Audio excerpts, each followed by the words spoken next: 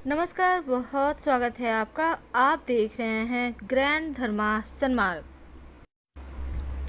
घर के एक हिस्से में भगवान के लिए स्थान जरूर बनाया जाता है, लेकिन कई बार आपके द्वारा की जा रही पूजा का फल आपको मिलता ही नहीं।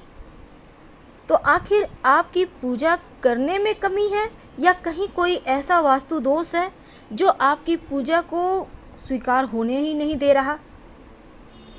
तो घर में बने जो मंदिर है, चाहे वो आप कहीं भी पूजा करें, मंदिर यानी जहाँ भगवान का स्थान है, जहाँ पर आप दिया जलाते हैं, तो वो स्थान कैसा है और कौन सी वस्तु ऐसी है जो मंदिर में भूल कर भी नहीं रखनी चाहिए, वरना आपकी पूजा स्वीकार ही नहीं होगी।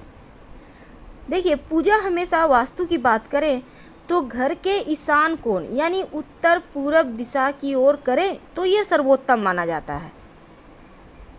अगर घर में बना जो आपका मंदिर है वास्तु के विपरीत हो, मंदिर नहीं भी है, आप कहीं भी पूजा करते हैं, तो अगर आप वो सही जगह नहीं है तो मन भी आपका पूजा में नहीं लगेगा और इसका लाभ भी नहीं मिलेगा। अब ऐसे में कुछ वास्तु टिप्स जो आपके पूजा को जो आप पूजा करते हैं जब भगवान को, तो आपकी पूजा जल्दी स्वीकार होगी। इसके लिए सबसे पहली बात तो एक भगवान की मूर्ति एक ही रखें, दो ना रखें। दूसरी, भगवान गणेश की 3 प्रतिमा, 3 मूर्ति पूरे घर में नहीं होना चाहिए। सिर्फ पूजा स्थान में नहीं बल्कि घर में होना ही नहीं चाहिए। 2 बस बहुत है। एक आप अपने घर में मूर्ति रख सकते हैं जहाँ पूजा करते हैं, और कहीं पर तस्वीर भी लगा सकते हैं। नहीं तो शुभ कार्यों में अड़चने आएंगी, बनते बनते कार्य आपके बिगड़ने लगेंगे। वास्तुशास्त्र के अनुसार घर के मंदिर में कभी भी टूटी फूटी हुई मूर्ति या तस्वीर है, बहुत पुरानी हो गई है, ऐसे तस्वीर की मूर्ति की पूजा ना करें, वरना नकारात्मकता बढ़ेगी और देवता भी नाराज होंगे। घर के जो मंदिर है, जो पूजा स्थान है, हमेशा उत्तर पूर्व दिशा में ही बनाएं। दक्षिण या दक्षिण पश्चिम दिशा अशुभ दिशा होता है, इस दिशा में पूजा पाठ आप नहीं कर सकते, नहीं तो आपको उतने फल नहीं मिलेंगे। और घर के मंदिर में 2 शंख मत रखिए आप। अब जैसे बहुत सारे घरों में होता है कि आप एक शंख स्थापित कर देते हैं, एक बजाते हैं। देखिए, जो स्थापित कर दिए वो तो ठीक है, पर बजाने वाला एक साथ ना रखें, उसे हटाकर कहीं अलग से रखें। तो घर के मंदिर में 2 शंख एक साथ नहीं रखना है। वास्तु के अनुसार मंदिर जहाँ पर आप भगवान की पूजा करते हैं आसपास शौचालय मत बनवाइए। और दूसरा, बहुत ज़्यादा बड़ी बड़ी मूर्तियाँ भी घर में नहीं रखनी चाहिए। पूजा स्थान पर अगर आप शिवलिंग रखते हैं तो अंगूठे से छोटा रखें, और पारद शिवलिंग रख लें तो आपकी पूजा भी जल्दी स्वीकार होगी। देवी देवताओं की हमेशा सॉफ्ट मुद्रा, सौम्य मुद्रा में मुस्कुराती हुई तस्वीर लगाइए। अब ये नहीं कि आपने तस्वीर लाई है, मूर्ति लाई है और भगवान का आँख ऊपर की ओर देख रहा है, नहीं। भगवान की आंखें आपको देखे, आपको आशीर्वाद दे, चेहरे पर मुस्कुराहट हो, ऐसी ही मूर्ति या तस्वीर आप ला के रखिएगा, ये आपके लिए बढ़िया होगा। उग्र देवी देवताओं की मूर्ति स्वरूप वाली तस्वीरें मत रखिएगा, वरना जीवन में मुश्किलें बढ़ जाएगी। और हनुमान जी की भी ज़रूरत से ज़्यादा बड़ा मूर्ति नहीं रखें।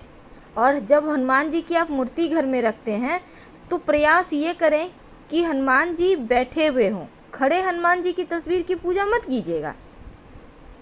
तो पूजा करने में मन अगर एकाग्र ना हो रहा हो तो धन संपत्ति का नुकसान होने लगता है।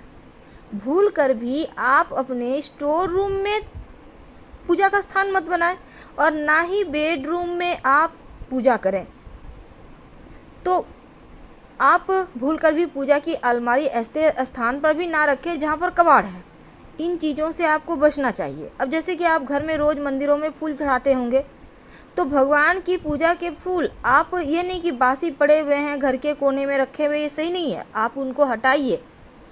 कोशिश करें कि शाम के समय ही हटा दें, क्योंकि जो सूखा हुआ पुष्प है वो परेशानी को, दरिद्रता को, गरीबी को, अकाल मृत्यु, मंगल दोष जैसी समस्याएं पैदा करता है, इसलिए उनको तुरंत हटाइए। पूजा घर में मूर्तियों को लेकर ये भी नियम है कि गृहस्थ लोगों को बड़ी मूर्तियां मंदिर में अपने घर में नहीं रखना चाहिए। और पूजा घर में भूल कर भी अपने पितृ देवों की तस्वीर मत लगाइएगा। शास्त्रों में इसे भी अच्छा नहीं माना जाता, क्योंकि पूर्वजों की तस्वीरें मंदिर में लगाने से सही नहीं होता। आप अपने घर के दक्षिणी दीवार पर लगाइए ताकि पितर प्रसन्न हो, लेकिन मंदिर में मत रखिएगा। तो मंदिर में रसोई घर भी मत बनाइए, क्योंकि वास्तु के अनुसार भी ठीक नहीं है ये। और शंख को भगवान विष्णु का प्रतीक माना जाता है, इसीलिए हमेशा इसको बदलिए मत, बल्कि शंख को आप रोज़ बजाइए, सुबह 3 बार, शाम में 3 बार। अगर आप लड्डू गोपाल की पूजा करते हैं तो उनकी सेवा कीजिए, उनको रोज़ स्नान करवाइए, वस्त्र बदलिए और कम से कम प्रतिदिन उनको 3 प्रहर में कम से कम भोग और प्रसाद जरूर उनको अर्पित कीजिए। अगर लड्डू को गोपाल को लेकर आप कहीं जा रहे हैं तो आप लेकर जाइए, उन्हें घर में बंद करके मत जाइएगा, क्योंकि उन्हें बिना भोजन कराए आप खा भी नहीं सकते। इसलिए जो व्यक्ति नियम करते हैं उनके घर में देके जाइए उन्हें। अब जैसे शिवलिंग रखिएगा तो शिवलिंग आप हमेशा ही अंगूठे से छोटा ही रखें। घर में नुकीली चीज़ें मत रखिए, धारदार चीज़ें भी मत रखिए, नहीं तो आपकी पूजा का पूरा फल भी आपको नहीं मिलेगा, मन भी एकाग्र आपका नहीं रहेगा। और अंत में जब आप पूजा करते हैं तो एक निश्चित समय पर रोज किया करें, तब आपकी प्रार्थना जल्दी स्वीकार होती है। मोर पंख अपने पूजा स्थान पर जरूर रखिए। माना जाता है मोर पंख रखने से घर में सकारात्मकता आती है और भगवान श्री कृष्ण को मोर पंख बहुत प्रिय है, तो आप भगवान श्री कृष्ण के माथे पर सजा कर रखें। मोर पंख रखने से घर में कीड़े मकोड़े वगैरह भी नहीं आते। गंगा जल, हिंदू धर्म में गंगा जल को बहुत पवित्र माना जाता है और हर घर में पूजा स्थान पर गंगा जल भी होता है। तो मंदिर में गंगा जल रखने से माँ लक्ष्मी की विशेष कृपा होती है। लेकिन जब भी आप गंगा जल रखें तो चांदी या पीतल के बर्तन में रखें, घर में सुख शांति बनी रहती है। शंख तो आपको रखना ही है और शंख से आप जल भी भगवान श्री हरि को अर्पित कर सकते हैं। शालिग्राम भगवान को अपने पूजा स्थान पर मत रखें, बल्कि शालिग्राम भगवान को आप अपने तुलसी जी के स्थान पर रखें, क्योंकि शालिग्राम भगवान हमेशा घर से बाहर रहते हैं तुलसी जी के पास। जीवन में आर्थिक समस्या नहीं आती जिस घर में शालिग्राम भगवान होते हैं। तो गंगा जल के साथ गौमूत्र भी है जो बहुत पवित्र होता है, और जिस घर में गौमूत्र रखा होता है देवी देवताओं का आशीर्वाद भी बरसता है। तो फिलहाल आपसे विदा लेते हैं। हर हर महादेव। जानकारी अच्छी